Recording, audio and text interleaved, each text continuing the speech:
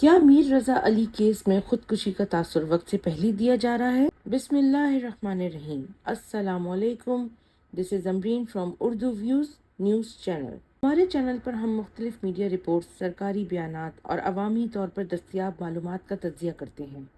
ہمارا مقصد کسی بھی واقعے کے بارے میں اپنی طرف سے حتمی فیصلہ سنانا نہیں، بلکہ سامنے آنے والی معلومات کا تنقیدی جائزہ لینا اور یہ دیکھنا ہے کہ کن اہم سوالات کے جواب ابھی باقی ہیں۔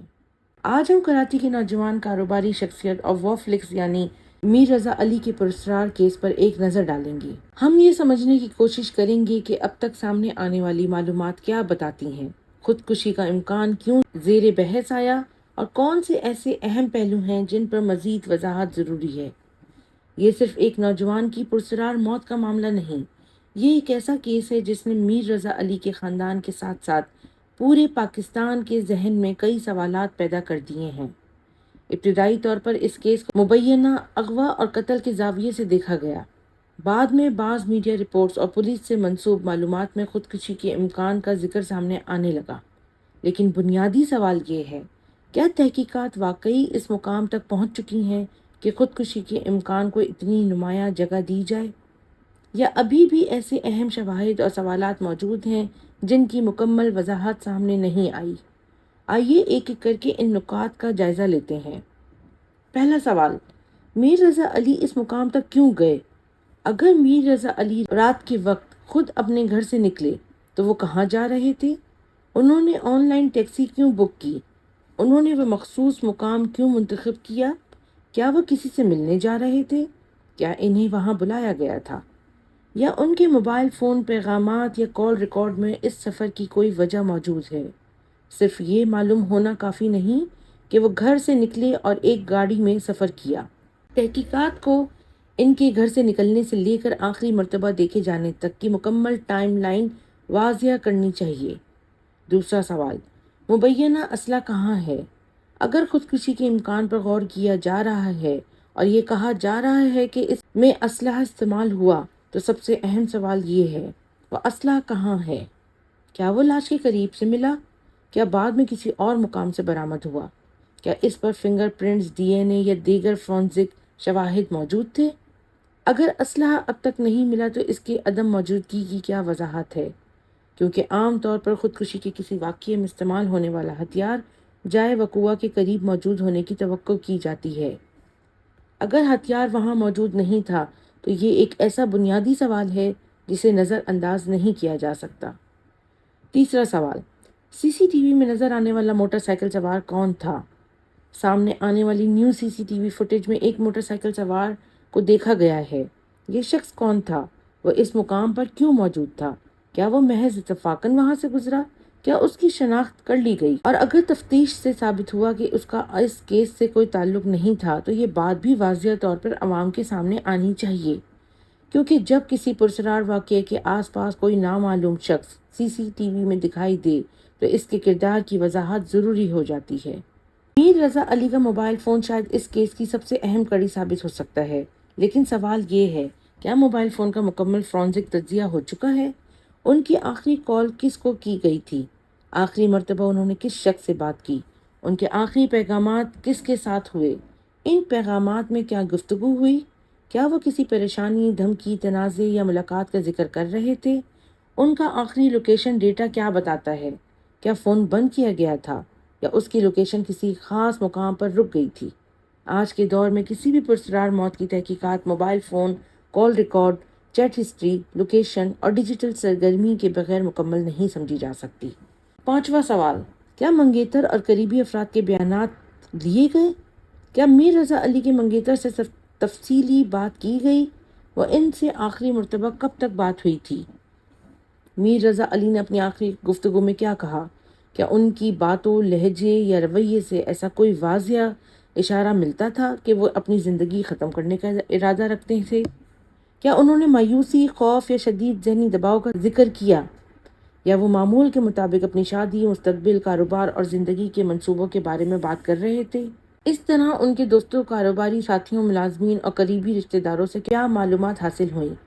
ان کے پارٹنر سے بیان لیا جا چکا ہے؟ خودکشی کے امکان کو سمجھنے کے لیے صرف ایک واقعہ کافی نہیں ہوتا، متعلقہ شخص کی حالیہ ذہنی کیفیت، گفتگو، رویہ، مستقبل کے منصوبوں اور قریبی افراد کے بیانات بھی اہم ہوتے ہیں۔ چھٹا سوال، اہل خانہ کے خدشات کا جواب کیا ہے؟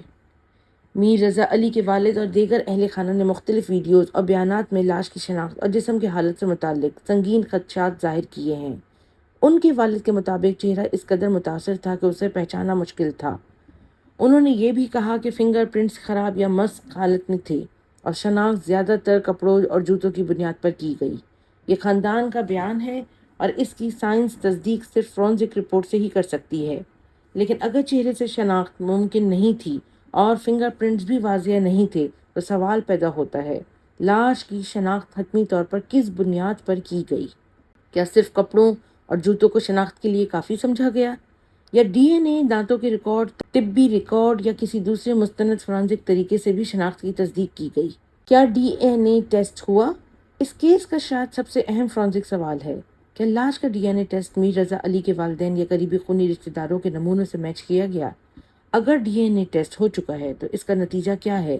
کیا اس کی کوئی سرکاری تصدیق سامنے آئی؟ اور اگر ڈی این اے ٹیسٹ نہیں کیا گیا تو کیوں نہیں کیا گیا؟ کیونکہ جب چہرے اور فنگر پرنٹس کے ذریعے شناخت میں مشکل ہو تو ڈی این اے شناخت کا سب سے قابل اعتماد سائنسی طریقہ بن جاتا ہے۔ ابتدائی رپورٹس میں اغوا، تشدد اور قتل جیسے خدشات سامنے آئے، بعد میں خودکشی کے امکان کا ذکر نمایاں ہونے لگا۔ بعض اطلاعات میں جسم پر نشانات یا جلنے کا ذکر ہوا، جبکہ بعد میں ان نشانات کی مختلف وجوہات بیان کی گئیں۔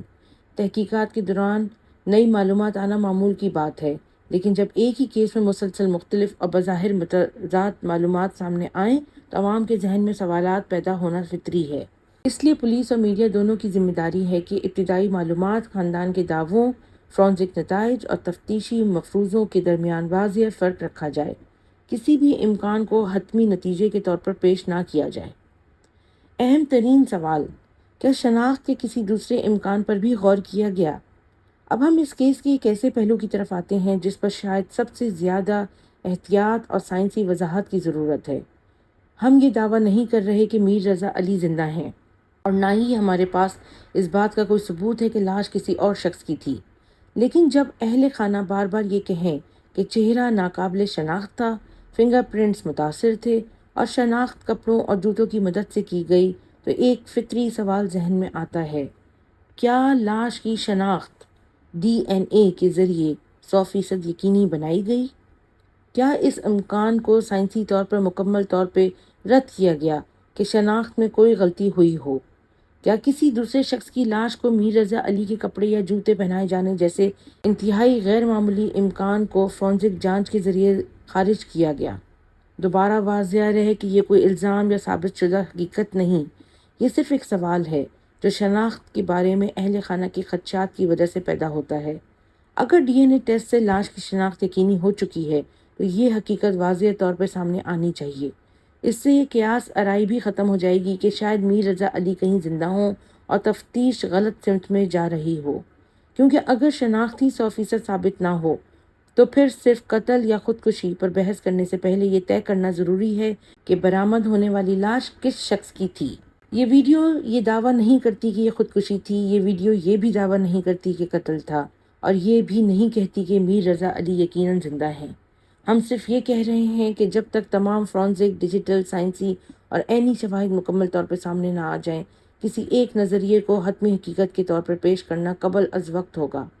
خودکشی کا امکان بھی ثبوت مانگتا ہے، قتل کا امکان بھی ثبوت مانگتا ہے، اور لاش کی شناخت بھی سائنسی ثبوت مانگتی ہے۔ اگر تحقیقات سے خودکشی ثابت ہوتی ہے تو اس کی واضح اور ناقابل تردید شواہد سامنے آنے چاہیے۔ اگر قتل یا کسی دوسرے مجرمانہ عمل کے شواہد ملتے ہیں تو ذمہ دار افراد کو قانون کے مطابق جواب دہ ہونا چاہیے، اور اگر شناخت سے متعلق کوئی شبہ موجود ہے تو ڈی این اے کے ذریعے اسے ہمیشہ کے لیے دور کیا جانا چاہیے۔ انصاف صرف کسی نتیجے کا اعلان کرنے کا نام نہیں، انصاف ہر اہم سوال کا سائنسی، قانونی اور شفاف جواب دینے کا نام ہے، اور جب تک ان سوالات کے جواب سامنے نہیں آتے، سوال اٹھانا سنسنی پھیلانا نہیں بلکہ شفاف تحقیقات کا مطالبہ ہے۔